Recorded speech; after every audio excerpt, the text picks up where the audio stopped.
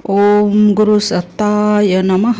गायत्री महाविज्ञान तृतीय भाग। लेखक परम पूज्य गुरुदेव वेद मूर्ति तपोनिष्ठ पंडित श्री राम शर्मा आचार्य। आइए पढ़ते हैं, सुनते हैं और समझने का प्रयास करते हैं। गायत्री मंत्र हमारे साथ साथ। ओम भूर्भुवः स्वाहा तत्सवितुर्वरेण्यं भर्गो देवस्य धीमहि धियो यो नः प्रचोदयात्। त्राटक भी ध्यान का एक अंग है, अथवा यूं कहिए कि त्राटक का ही एक अंग ध्यान है। अंतर त्राटक और बाह्य त्राटक दोनों का उद्देश्य मन को एकाग्र करना है। नेत्र बंद करके किसी एक वस्तु पर भावना को जमाने और उसे आंतरिक नेत्रों से देखते रहने की क्रिया अंतर त्राटक कहलाती है। पीछे जो 10 ध्यान लिखे गए हैं वे सभी अंतर त्राटक हैं। मैस्मरिज्म के ढंग से जो लोग अंतर त्राटक करते हैं वे केवल प्रकाश बिंदु पर ध्यान करते हैं। इससे एकांगी लाभ होता है। प्रकाश बिंदु पर ध्यान करने से मन तो एकाग्र होता है पर उपासना का आत्म लाभ नहीं मिल पाता। इसलिए भारतीय योगी सदा ही अंतर त्राटक का इष्ट ध्यान के रूप में प्रयोग करते रहे हैं। त्राटक का उद्देश्य बाह्य साधनों के आधार पर मन को वश में करना एवं चित्त प्रवृत्तियों का एकीकरण करना है। मन की शक्ति प्रधानतया नेत्रों द्वारा बाहर आती है। दृष्टि को किसी विशेष वस्तु पर जमा कर उसमें मन को तन्मयता पूर्वक प्रवेश कराने से नेत्रों द्वारा विकीर्ण होने वाला मनः तेज एवं विद्युत प्रवाह एक स्थान पर केंद्रीभूत होने लगता है। इससे एक तो एकाग्रता बढ़ती है, दूसरे नेत्रों का प्रवाह चुंबकत्व बढ़ जाता है।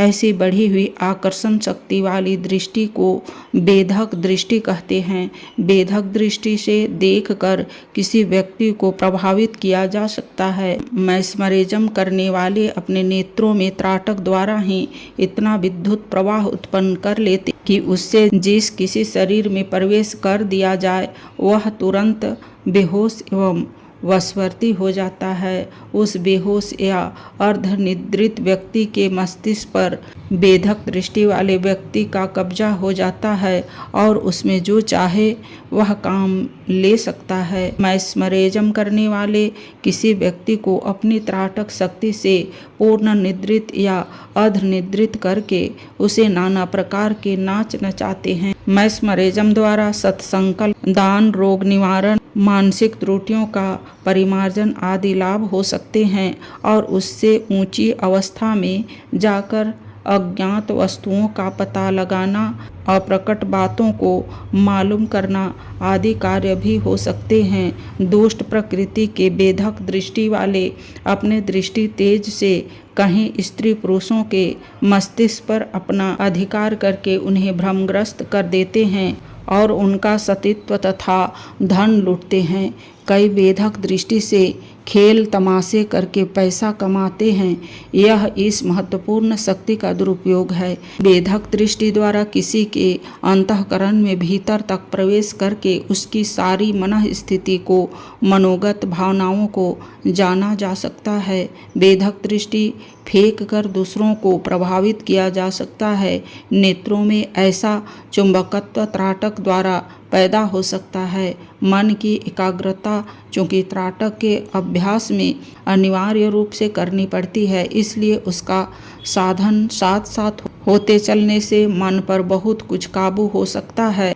पहला एक हाथ लंबा, एक हाथ चौड़ा चौकर कागज का पुट्टा लेकर उसके बीच में रुपये के बराबर एक काला गोल निशान बना लो। स्याही एक सी हो, कहीं कम ज़्यादा न हो। इसके बीच में सरसों के बराबर निशान छोड़ दो और उसमें पीला रंग भर दो और तुम उससे 4 फीट की दूरी पर इस प्रकार बैठो कि वह काला गोला तुम्हारी आँखों के सामने सीध में रहे। साधना का एक कमरा ऐसा होना चाहिए जिसमें न अधिक प्रकाश रहे, न अंधेरा, न अधिक सर्दी हो, न गर्मी।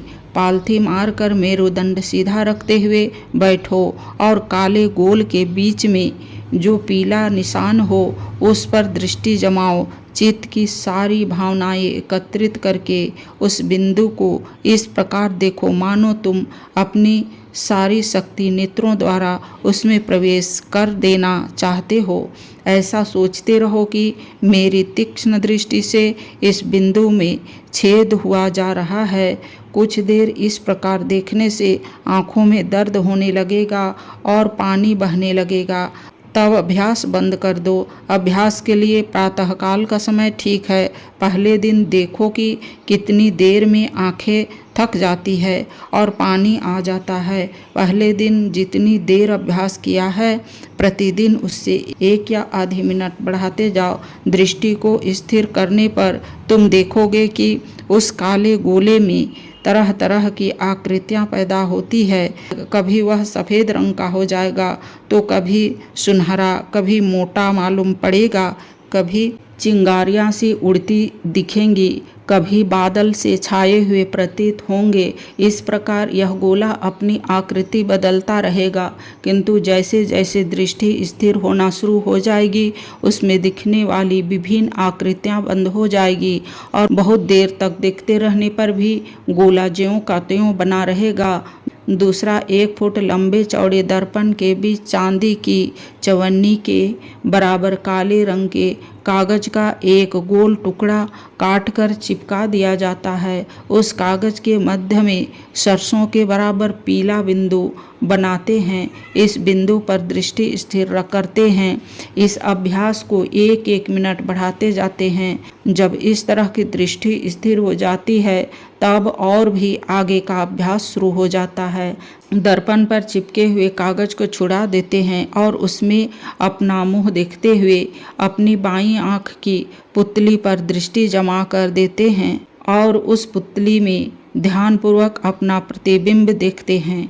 तीसरा, गोधृत का दीपक जलाकर नेत्रों की सीध में 4 फुट की दूरी पर रखिए। दीपक की लौ आधा इंच से कम उठी हुई न हो, इसलिए मोटी बत्ती डालना और पिघला हुआ धृत भरना आवश्यक है। बिना पलक झपकाए इस अग्नि शिखा पर दृष्टिपात कीजिए और भावना कीजिए कि आपके नेत्रों की ज्योति दीपक की लौ से टकराकर उसी में घुली जा रही है। चौथा, प्रातःकाल के सुनहरे सूर्य पर या रात्रि को चंद्रमा पर भी त्राटक किया जाता। सूर्य या चंद्रमा जब मध्य आकाश में होंगे तब त्राटक नहीं हो सकता, कारण कि उस समय तो सिर ऊपर को करना पड़ेगा या लेटकर ऊपर को आंखें करनी पड़ेगी।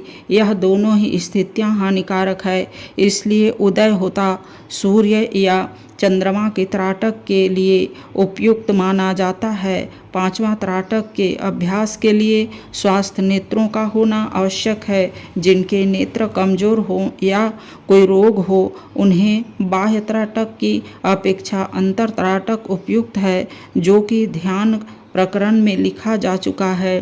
अंतर त्राटक को पाश्चात्य योगी इस प्रकार करते हैं कि दीपक की अग्नि शिखा, सूर्य, चंद्रमा आदि कोई चमकता प्रकाश 15 सेकंड खुले नेत्रों से देखा, फिर आंखें बंद कर ली और ध्यान किया कि वह प्रकाश मेरे सामने मौजूद है। एक तक दृष्टि से मैं उसे घूर रहा हूँ तथा अपनी सारी इच्छा शक्ति को तेज नोकदार कील की तरह उसमें घुसाकर आर पार कर रहा हूँ। अपनी सुविधा, स्थिति या रुचि के अनुरूप इन त्राटकों में से किसी को चुन लेना चाहिए और उसे नियत समय पर नियम पूर्वक करते रहना चाहिए। इससे मन एकाग्र होता है और दृष्टि में बेधकता, पारदर्शिता एवं प्रभावोत्पादकता की अभिवृद्धि होती है। त्राटक पर से उठने के पश्चात गुलाब जल से आँखों को धो डालना चाहिए। गुलाब जल न मिले तो स्वच्छ छाना हुआ ताज़ा पानी भी काम में लाया जा सकता है। आँख धोने के लिए छोटी कांच की प्यालियाँ अंग्रेजी दवा बेचने वालों की दुकान पर मिलती है, वह सुविधाजनक होती है। न मिलने पर कटोरी में पानी भर के उसमें आँख खोलकर डुबाने और पलक हिलाने से आँख धुल जाती है। इस प्रकार के नेत्र स्नान से त्राटक के कारण उत्पन्न हुई आँखों की उष्णता शांत हो जाती है। त्राटक का अभ्यास समाप्त करने के उपरांत साधना के कारण बढ़ी हुई मानसिक गर्मी के समाधान के लिए दूध, दही, लस्सी, मक्खन, मिश्री, फल, शरबत, ठंडाई आदि कोई ठंडी पौष्टिक चीज़ें ऋतु का ध्यान रखते हुए सेवन करनी चाहिए। जाड़े के दिनों में बादाम का हलवा, च्यवनप्राश, आंवले आदि वस्तुएं भी उपयोगी होती है। आज के वीडियो में नहीं, अगले वीडियो में जब साधना के बारे में पढ़ेंगे और समझेंगे। लाइक, सब्सक्राइब और शेयर करें। धन्यवाद। ओम शांति।